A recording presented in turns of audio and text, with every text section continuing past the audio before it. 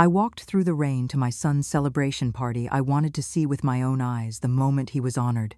But the second I stepped in, he burst out laughing and said, "So, Mom, how does it feel to be a failure? You've spent your whole life just sitting at home." I smiled and asked quietly, "And how does it feel, son, knowing that this failure owns 67% of your company's shares?" The room fell dead silent. His face turned pale. "I'm glad you're here. If you're watching this video, hit that like button, subscribe to the channel, and tell me where you're listening from." The rain poured down as if someone had upended the whole sky. The parking lot in front of the Marriott gleamed under a forest of headlights, puddles stretched long in gold. I pulled up the collar of my old raincoat, holding tight to the bouquet of hydrangeas I'd cut myself from the backyard. Inside, the thick carpet swallowed the sound of footsteps, and soft jazz drifted from a band in the corner. Black suits, evening gowns, champagne glasses, shimmering like a forest of crystal. I stood behind a marble column, close enough to see my son on stage, far enough that no one would feel the need to ask who I was. James Hart, my son, the youngest CEO in the history of Nexus Industries, was surrounded by handshakes. He stood tall, straight-backed, in a dark blue tie. The lights caught in his black hair, making it shine like metal. I tightened my grip on the bouquet. Tonight, all I wanted was to see the moment he bowed his head in gratitude, to hear him say something about family. That was all. A quiet chuckle came from nearby. Marcus Blackwood, the CFO, slid past me like a ship cutting through water. His cheeks were flushed from liquor, his wrist flashing a polished watch. He raised his glass, champagne frothing at the rim, then leaned toward James, loud enough for everyone to hear. "Your unemployed old lady showed up." Laughter rippled through the round tables. I heard spoons pause mid-clink, heels halt halfway through a step. James turned toward the hall and saw me, raincoat darkened, hair wet, flowers in my arms. His lips pressed together for a heartbeat before a polite smile flicked on like a switch. He shrugged at the crowd. "My mom's used to it." "How's it feel, Mom, being a failure your whole life? You've never done anything but sit at home." The air shifted color. I saw the raised eyebrows, the smirks. Outside the glass, the rain pounded like a drumline, steady, cold. My fingers clamped so tight around the flower stems that my knuckles turned white. A waiter hesitated, caught my eye, then moved on. I inhaled. The mix of perfume and alcohol turned bitter in my throat. I stepped out from behind the column. The carpet was so soft my heels made almost no sound. James watched me approach, and for the briefest second, I saw the 12-year-old boy he once was, trembling at the edge of the pool, waiting for my nod. The image vanished. Before me stood a man armored in success, trained to win, never taught to yield. I stopped 3 paces away. My voice was steady, neither loud nor soft. "Sweetheart, I have something to ask you." The music faltered, as if someone had stumbled. Waiters froze mid-motion. A few phones lifted discreetly, screens glowing. "How does it feel knowing that this failure owns 67% of your company?" The words hit the hardwood floor like a coin, striking the exact center of a bronze bowl, ringing, clear, impossible to ignore. Marcus choked on his drink, covering his mouth too late. Champagne streaked down his cuff. James went rigid, his eyes blinking slow. His face had no room left for a smile. From the back tables came a low murmur. 67? Greystone? Controlling shareholder? A jeweled hand gripped her husband's shoulder. He pulled out his phone, scrolling through shareholder records, brows knitting together. I looked at no one but James. The bouquet dripped steadily with leftover rain. The spotlight slipped through the curtain and caught my face, too bright, too revealing. At the edge of my vision, I saw a PR assistant whisper into the communications director's ear, a local reporter quietly adjusting his lens. The smell of melted cheese from the buffet mixed with the faint metallic scent of thunder. "Are you kidding?" Marcus rasped, his voice rough as if he'd swallowed fire. "How?" He didn't finish. Another voice, quieter, but precise, cut in. The shareholder filings list Greystone as majority owner. It came from a young man in legal, eyes fixed on his screen. Someone beside him murmured, 67%, she's telling the truth. James drew in a deep breath, tilting his chin slightly, as though changing perspective could make the moment disappear. He opened his mouth, then closed it again. The host fumbled with the music controls, gave up. Outside, the rain kept drumming, indifferent to every plaque and portrait in the room. I could hear my own heartbeat touching the rim of my ears, not from fear, but from a cold calm crawling up each vertebra. I knew how much this moment meant to everyone here. I didn't reach out to him. I didn't step back. I simply stood still and let the distance between us speak.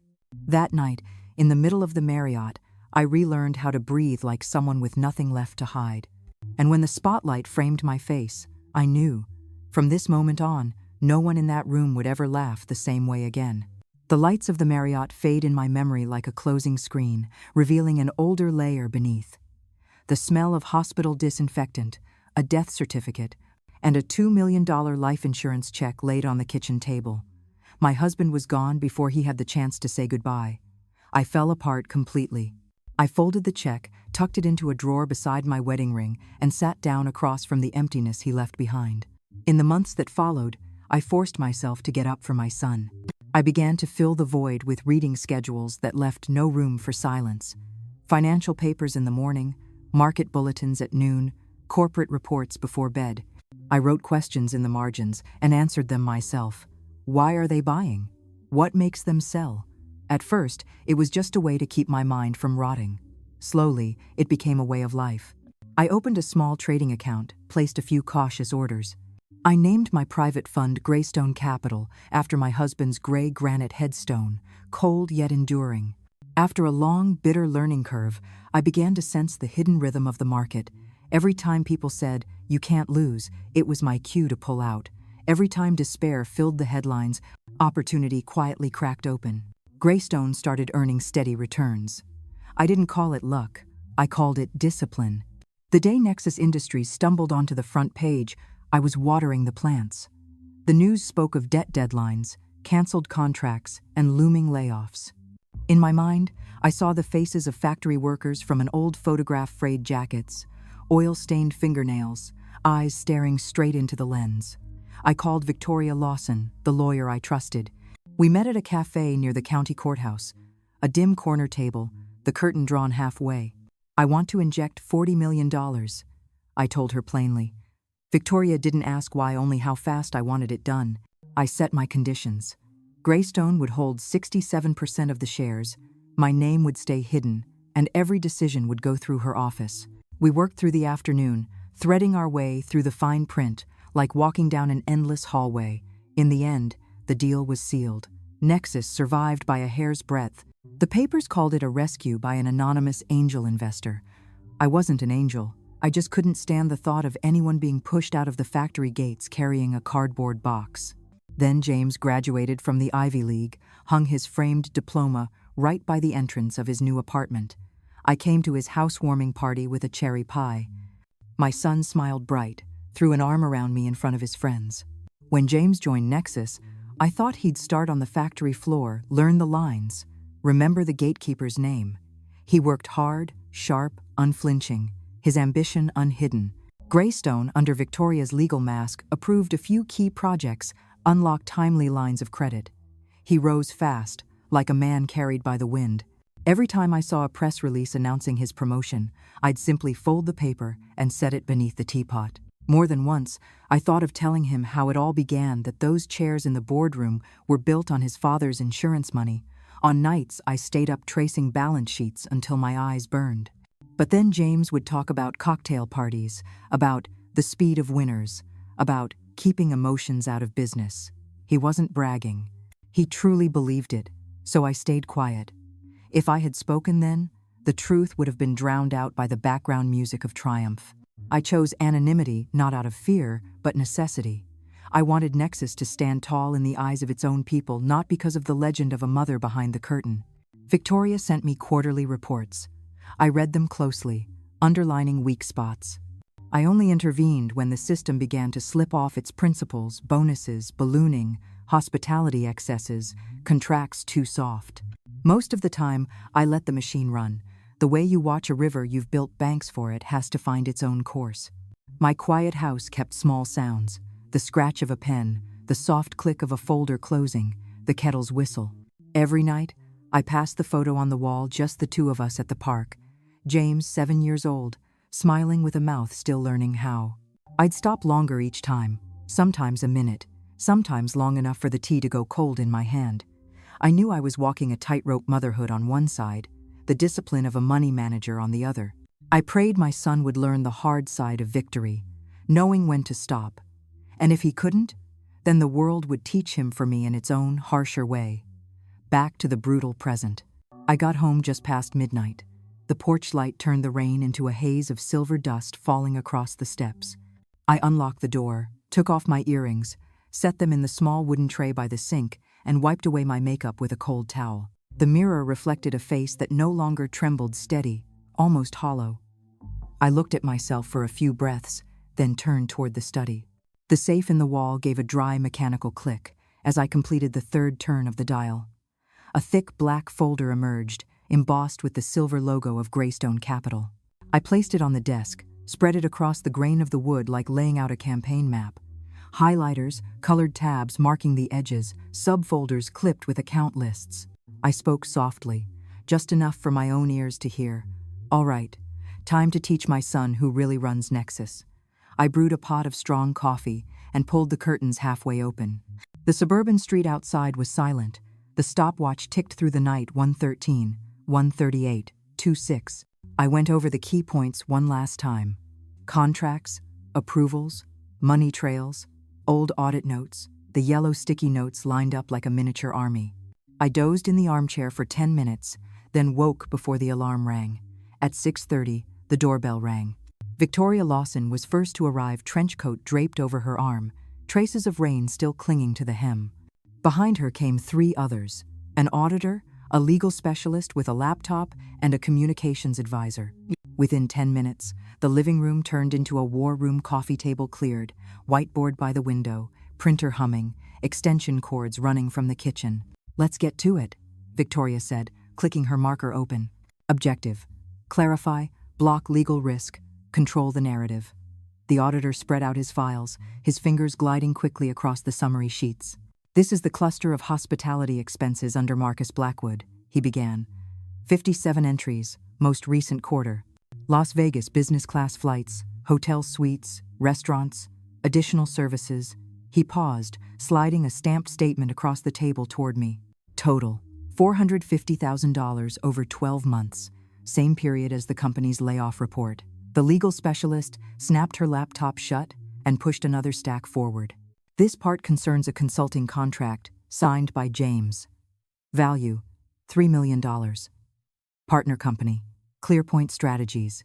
We traced the address. It's a residential house in the suburbs, registered via a P.O. box, no website, no professional staff listed. In essence, a shell company." The communications advisor opened a folder of photos, conference room nameplates, flight logs, scanned receipts. No drama, no staging, just puzzle pieces placed in perfect order. Beneath the soft chatter of the printer, I could hear my own heartbeat, steady as water coming to a boil. I looked around the table and said simply, "We're not here for revenge. We're here for the truth." Victoria nodded and wrote on the board, "Principles: enough truth, correct procedure, disciplined communication." She drew 3 arrows linking a chain of actions. "The preemptive strike plan goes like this," she said.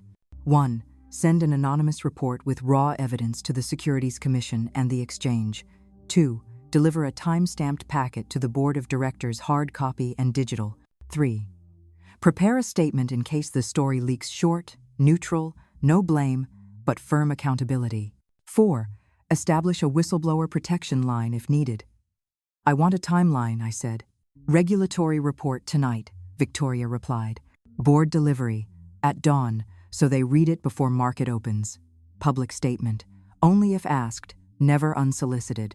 She flipped open a letter template, fields already waiting to be filled. The auditor pointed to a figure on the chart. "We'll need an approval trail log to show responsibility flow. I've extracted metadata: who downloaded, who opened, who signed. No personal data outside the scope." I nodded. "Keep it clean. Every step leaves a proper trace." The communications advisor looked straight at me. "Are you sure you want to stay behind the name or go public?" "I'm still Greystone," I said. "When they think I'm just a housewife, they let their guard down, and that's their first mistake." By 7 that evening, the war room had quieted. A new calendar page was pinned to the board. 72-hour roadmap. The last bullet point read, "Prepare for emergency board meeting if called." At 11:30, the first encrypted email was packed, digitally signed, and queued for delivery. I double-checked every file name. On the board, Victoria had circled one sentence in bold, "No responses outside designated channels." I returned to the desk and rested my hand on the smooth, cold surface of the graystone folder. The name that once marked a grave now guarded against another kind of death, the death of trust. I didn't feel triumphant, only a thin layer of frost settling over my chest. Light but undeniable. The morning began with the relentless vibration of my phone. I sat in the kitchen, coffee still hot, as the screen filled with internal alerts, links to the anonymous email being forwarded back and forth like sparks in dry grass. The conference room on the 28th floor was packed tight as a rush-hour elevator. Through the private video feed Victoria had set up, I could see every seat filled, people lining the walls, some clutching laptops, others with notepads in hand. James walked in 30 seconds late. His shirt was still crisp, but the back was already darkening with sweat. He set his iPad on the table, scanning the room like a man searching for an exit. Marcus sat to his right, pale, eyes darting anywhere but faces. "We'll handle this internally," James said, his voice forced low and steady. "No one makes a statement for now."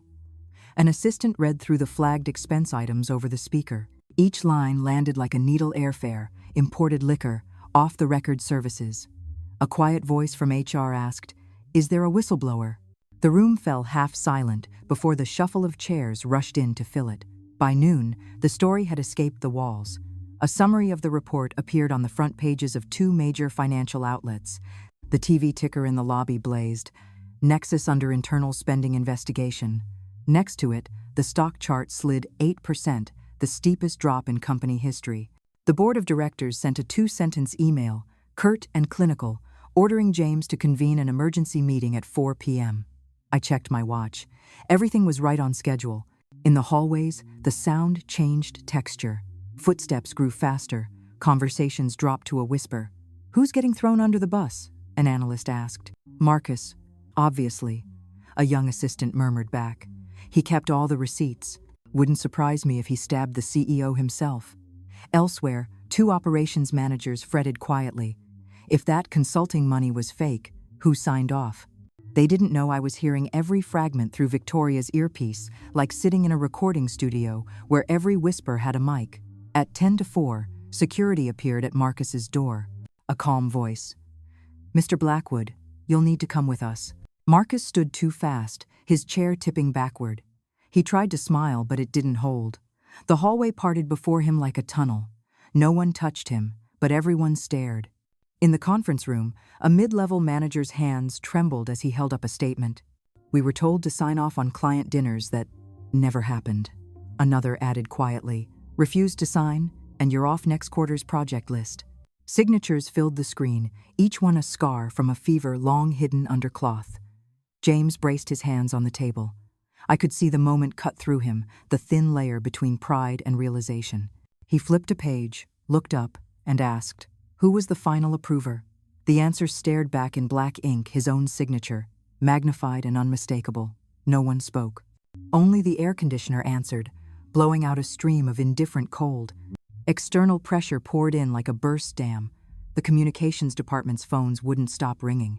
Emails from investors kept asking the same question, "Who's accountable?" A news outlet called, requesting a chance to clarify. Victoria handled the responses with metronomic calm. "The company is cooperating fully with the investigation and has no further comment at this time." The script had been prepared. Few words, precise tone, no gasoline on the fire. By evening, the 28th floor had thinned out. Half the lights were off, leaving only the pale glow of a monitor reflecting across James's forehead. He shut his office door, leaned back, and pressed his palms to his face. On social media, market watchers posted screenshots of the plunging stock price, each caption sharpened to a jab. Someone dug up a photo of Marcus in Las Vegas, cocktail glass glowing neon, with the caption, "Entertainment budget, I guess." James called Marcus. The phone rang and rang no answer. He left a short message, "Call me, now." At 9:47 p.m., a text arrived. The iPhone screen lit up, the words clear and surgical as a freshly honed blade.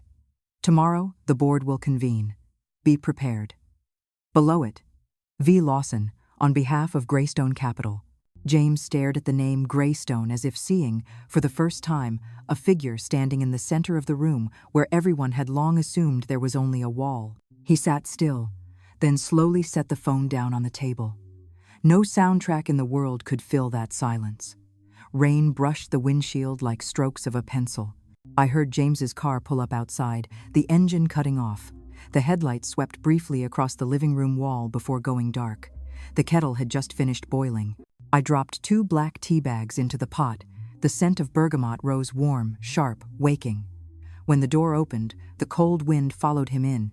James stood there, the collar of his raincoat turned up, hair wet, eyes carrying the hardened fatigue of an endless day. I placed another cup on the wooden table and slid it toward the chair across from me. The wall clock ticked evenly, as if measuring the weight of silence. James took off his coat, hung it on the chair, and sat down. I noticed the faint tremor in his hand as he pulled the cup closer. "I just wanted the company to grow faster," he said, voice hoarse, low like someone stepping out of a room filled with smoke. "Marcus promised he could raise the stock price. He said the market needed a good story. I poured more water. Growth built by trading away integrity," I said slowly, looking him straight in the eye, "is nothing but climbing on quicksand.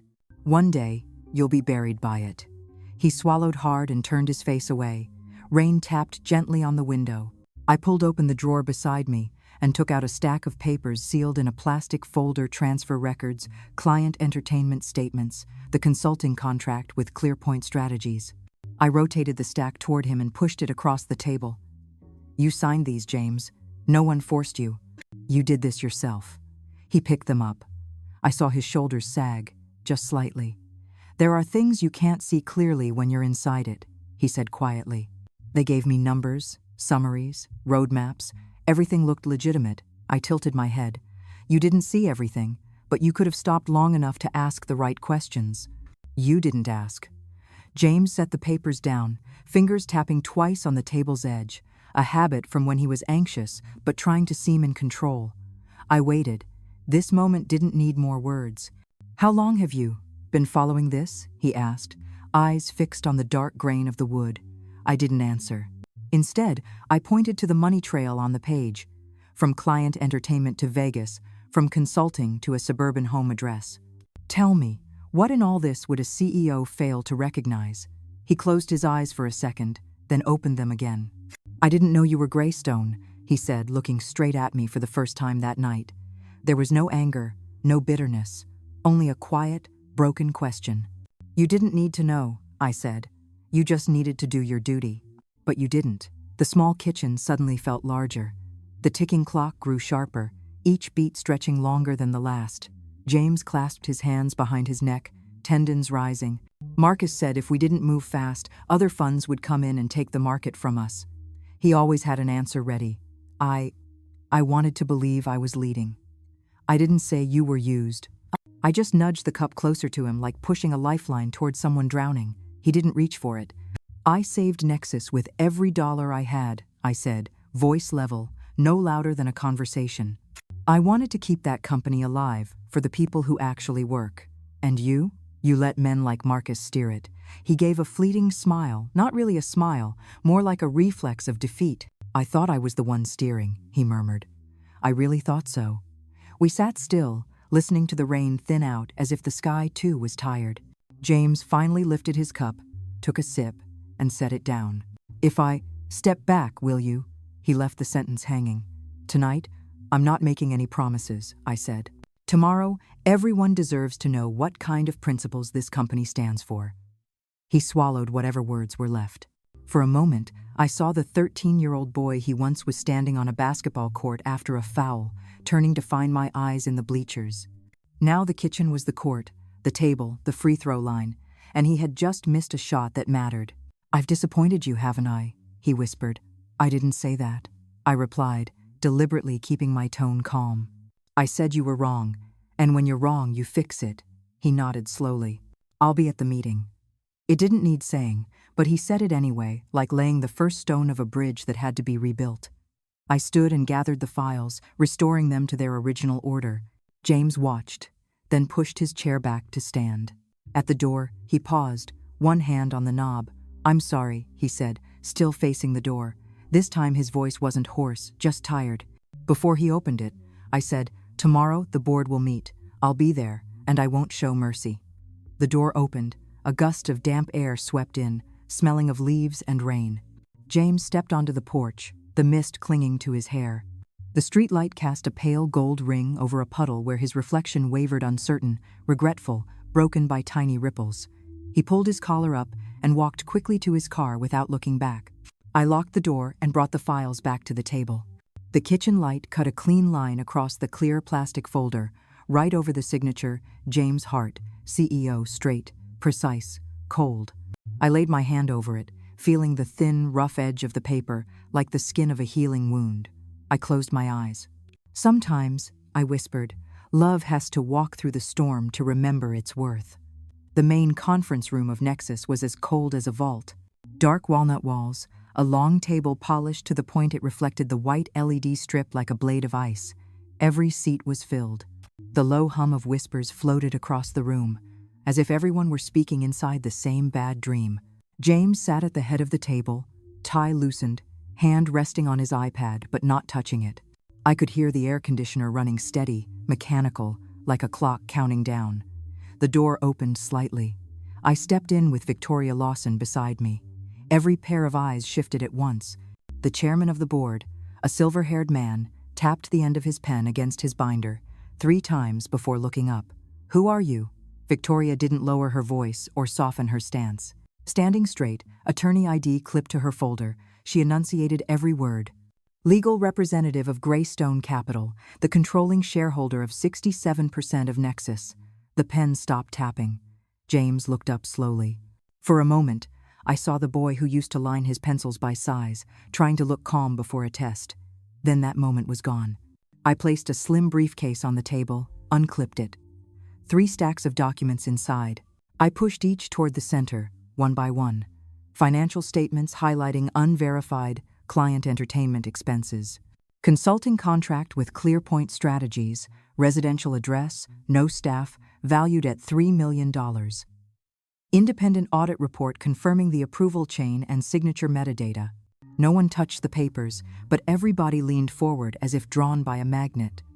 I spoke slowly, each word pressed flat against the wood. "This isn't just a financial violation. This is a betrayal of the thousands of people who actually work for a living." A board member cleared his throat, trying to sound composed. "Perhaps we should wait for the CEO's explanation." James seized on that narrow exit. He exhaled sharply, looked at me. "I did everything for the company, Mom. You don't understand the pressure." I cut in no raised voice, no tremor. "You're wrong. You did it for your ego. I saved this company before you even knew what a balance sheet was." The room cracked open with silence. An in-house attorney set his pen down. The click against the table was barely audible. I didn't take my eyes off James. He started to speak again, then stopped. After this point, words only make the speaker smaller. Victoria turned a page and outlined the report submission process to the regulators, confirming all documents had been locked against edits. The chairman glanced around, counting silently. "What's your proposal?" he asked. I didn't waste words. I laid out the list plainly. 1. James resigns immediately. 2. Marcus Blackwood is suspended and referred to the authorities. 3. Appoint Amelia Foster, Chief Operations Officer, as interim CEO. A board member frowned. Amelia lacks external relations experience. I looked toward the end of the table, where Amelia Foster sat among the managers, hair neatly tied, plain white blouse, a thick binder tucked under her arm like a brick. "I call her the only one here with a real working plan," I said. "No yachts in her budget, just production lines that run on time." The chairman turned to the general counsel. "Any legal obstacle to a temporary appointment?" The counsel shook his head. "None, if the controlling shareholder supports it." "Vote," said the chairman. Hands rose. Eyes flicked across the table like beads on a rosary. The secretary counted. 8 votes in favor. The chairman lifted his gaze. 8 out of 9. Motion passes. James didn't stand right away. He stared at some point in the grain of the table, as if searching for a path that no longer existed. Finally, he pushed his chair back. The scrape of its legs across the wood was long, dry, hollow. He looked at no one, not even me. The door closed softly behind him, quiet enough that I still heard the latch catch in place. I turned to the rest of the room. From this point forward, all management-level expenses are to be disclosed regularly to the board and to independent auditors. Every consulting contract without demonstrable value is suspended, and quarterly bonuses are frozen until the review is complete. No one objected. Maybe it was logic. Maybe it was that truth needs no chorus. I closed the briefcase and straightened. Nexus is no longer a playground for arrogance. It's a place for people who actually work. The chairman nodded and wrote it into the record. Call in Amelia Foster. Amelia rose. Her eyes flickered for a heartbeat between fear and resolve and landed on resolve. She stepped forward, hands on the table's edge, and spoke briefly about 3 goals for the next 4 weeks. Stabilize cash flow, tighten approval processes, and retain factory workers through flexible scheduling. No big words, just dates, names, and accountability. What do you need from the board to execute this plan? I asked. Temporary signing authority to terminate 3 wasteful contracts, she said evenly, and a commitment not to lay off production staff this quarter. Granted, I said. The chairman nodded. The general counsel noted it down. The meeting adjourned, but no one stood. They sat still, as if their bodies needed time to catch up with the decision. I walked around the table. Amelia met my outstretched hand. Her palm was warm, trembling slightly. I won't let you down, she said, almost an oath. I'm counting on you not to let your people down, I replied. A week later, I found myself once again standing in the lobby of the Marriott. The carpet had been freshly cleaned, the air carried the cool scent of lilies, and the ceiling lights blazed as bright as noon. A sign reading, Nexus Shareholders Assembly, stood at the entrance. Media crews hurried past with cameras on their shoulders, cables snaking across the floor in tangled lines. The glass doors caught my reflection for an instant before swallowing it in the moving crowd. Same place but gone was the cheap laughter of that earlier party. The city called today's event a historic reckoning. I simply called it a necessary meeting. The ballroom was packed. Banners hung behind the stage, the Nexus logo gleaming like dull steel. Amelia Foster stood at the podium, her opening statement folded neatly in her hand, her voice steady and unshaken. This past year, we paid dearly for our silence. The sound rippled across the room, bounced off the glass walls, and fell onto the carpet like a vow. Amelia went on 3 months of tightening procedures, cutting wasteful contracts, and securing steady schedules for the factory floor. No grand words, just a work plan. Then she turned toward me. Please welcome, Mrs. Evelyn Hart. I walked up slowly, dressed in a pale gray suit, buttons fastened. The stage lights drew a thin halo around my shoulders. Pages turned.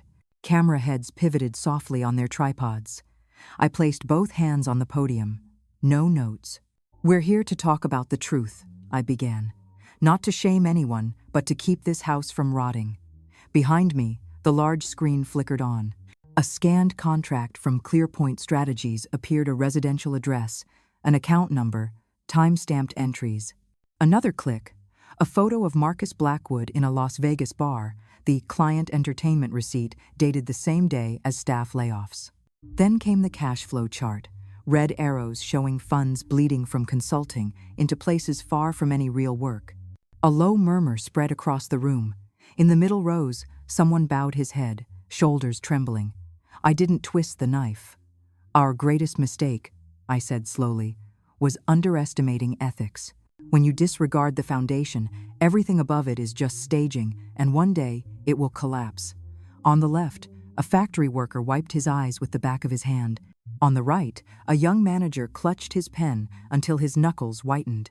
I spoke briefly about how Greystone Capital had injected funds when Nexus was on the brink about new transparency in spending, quarterly independent audits, no threats, no appeals, just structure. I drew a breath and switched slides.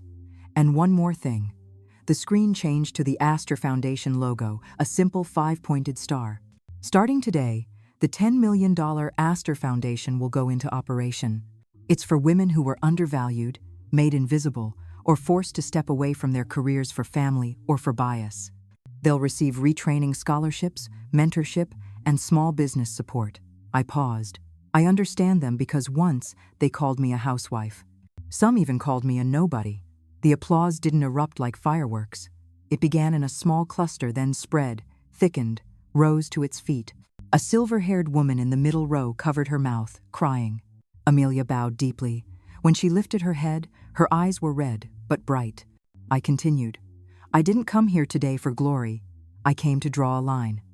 From now on, Nexus will be measured by the value it creates, not by the price of its excess. Flashbulbs burst. The light struck my face. I blinked, but didn't step back.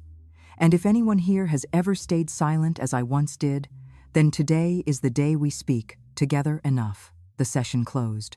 People stood in clusters, forming little islands of conversation.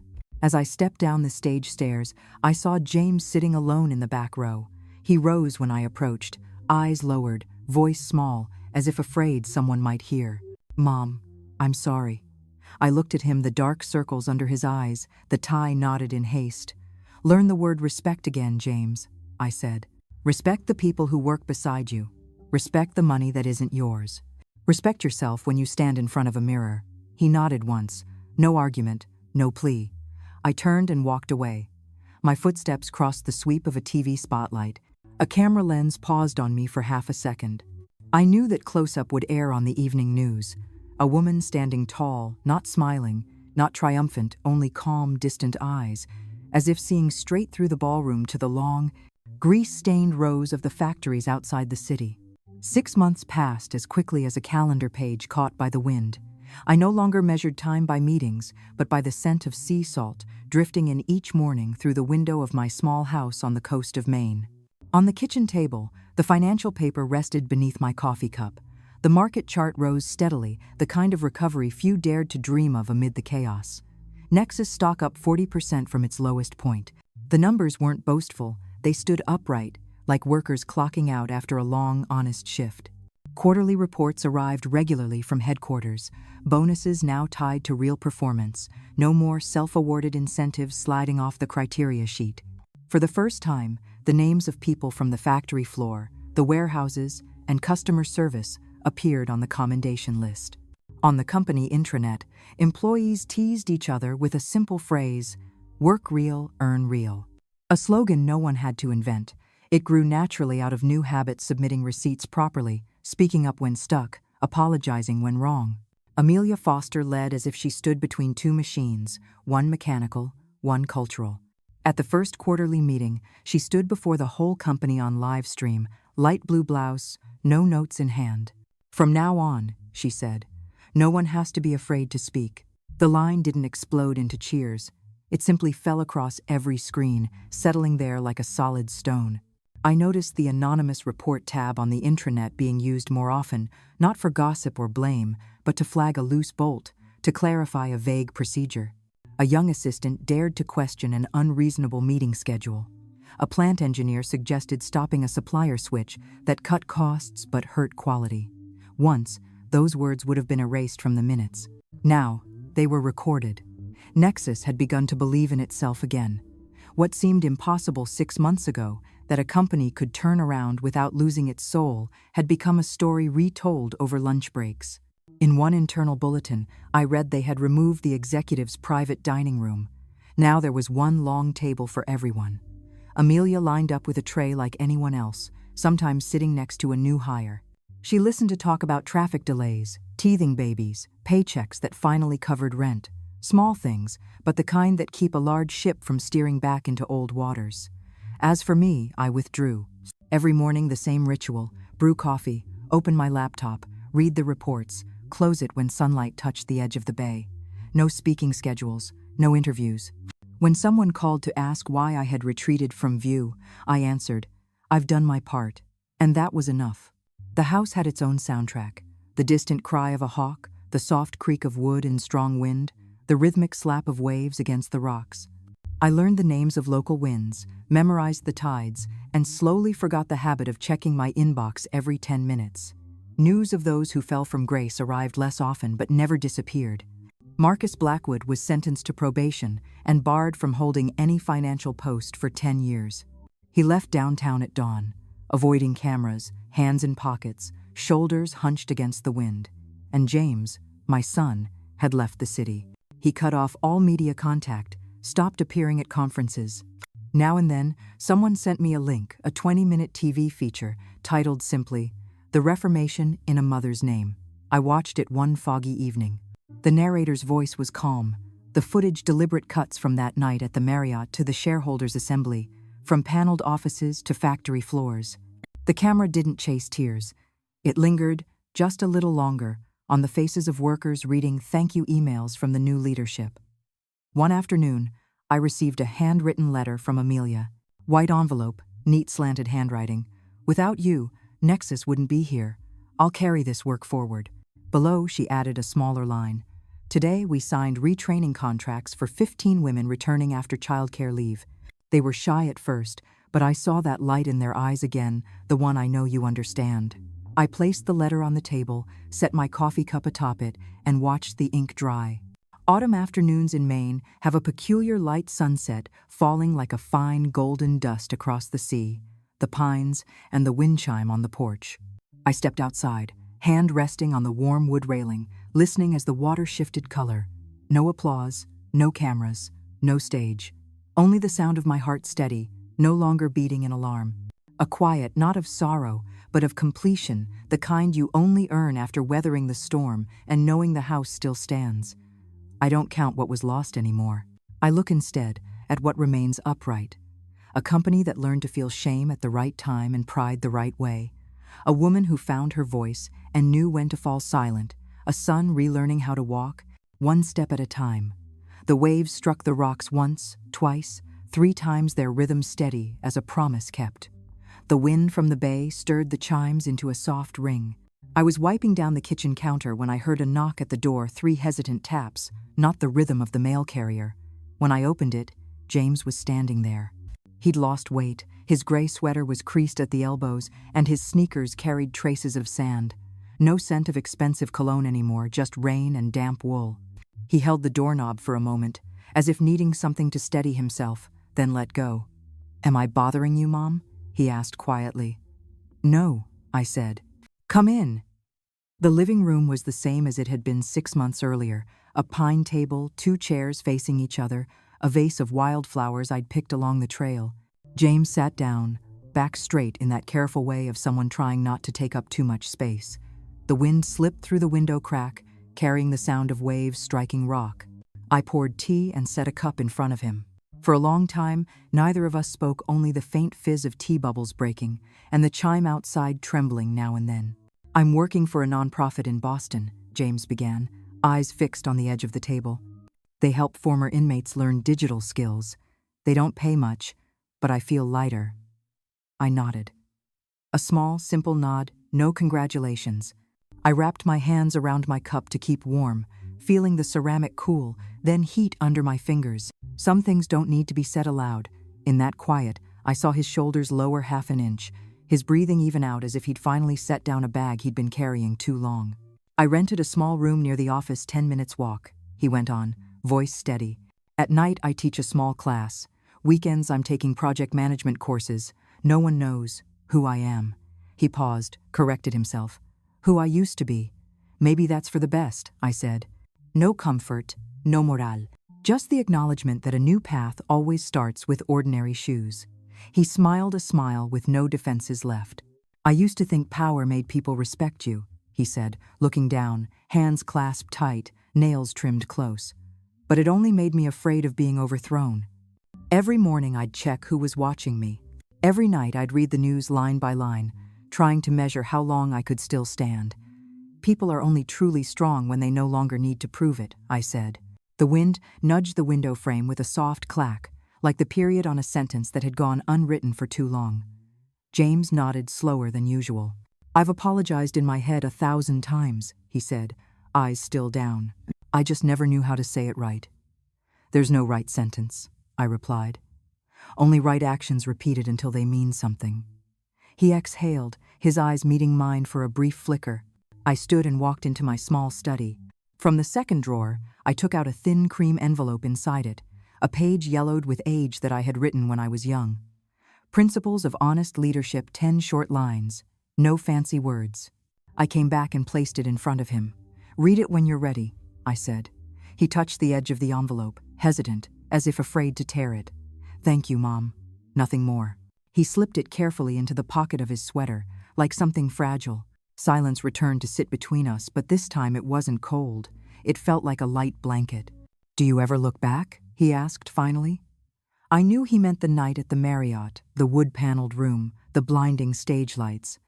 "I find it easier to look forward," I said. "The sea taught me that. Waves come and go, but the shore remains. Our job is to guard the shore." He smiled faintly, then stood. His gray sweater showed small, frayed threads at the cuff, signs of a life stripped of polish. He walked to the door, hesitated as if wanting to say more, then didn't. I opened it. The damp wind swept in.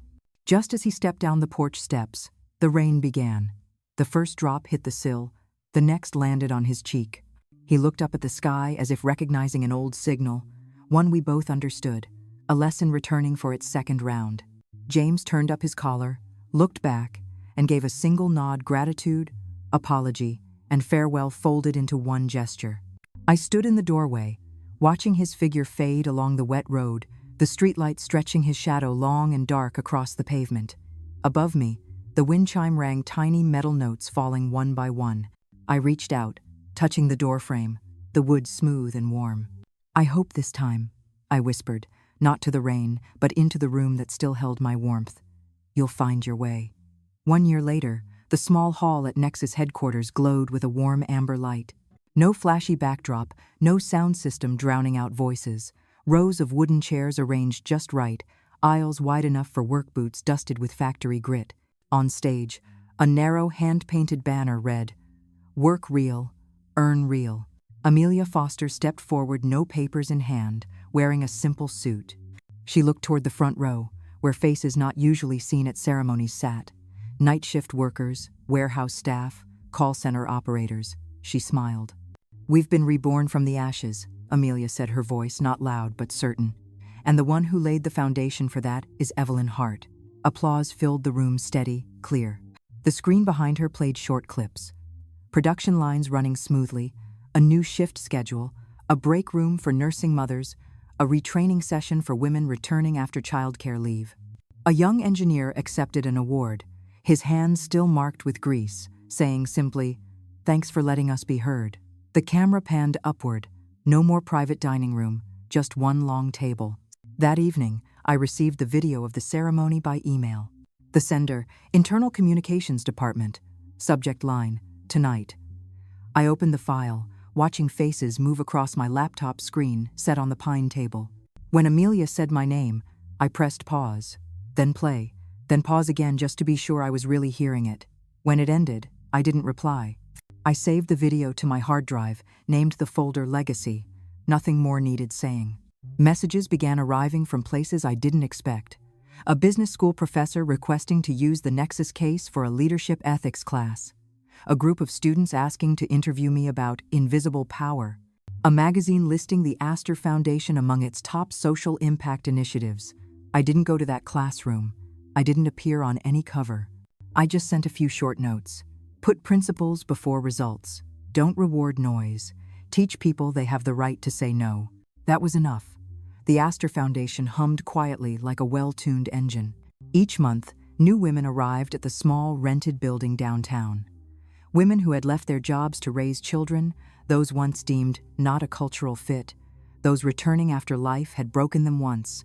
They learned how to write resumes again, how to measure costs, how to speak of their worth without apologizing. Some opened bakeries. Some launched small apps to help seniors schedule doctor visits. Some returned to their old fields this time, not from the bottom. A handwritten letter came from Ohio. "You stood up for us." I folded it, set it beside a vase of flowers, no photos, no social media posts. Evening at the bay in Maine. The sunlight poured onto the water in a streak of red-orange. I poured myself a glass of wine and stood on the wooden steps. The scent of pine resin, sea salt, and wine blended slowly, like an instrumental song with no rush to end. The waves moved steady, the wind gentle. Far off, a sailboat cut a sharp line through the glassy surface of the bay. The wind chime rang 3 notes, enough to tell me the air was cooling. My phone vibrated in my hand. An email from James. "I'm starting over. Thank you, Mom, for not giving up on me." No exclamation mark, no attachments, no promises. I read it, let the screen go dark, then lit it again. I didn't reply. I wanted him to keep that sentence in his outbox like an anchor. The sky dimmed into its final layer of light. The bay breeze brushed the porch, carrying the scent of seaweed. The sea wind lifted my silver hair. A few strands brushed my cheek, tasting faintly of salt. I set the glass on the railing, watching the sky fade into deep blue.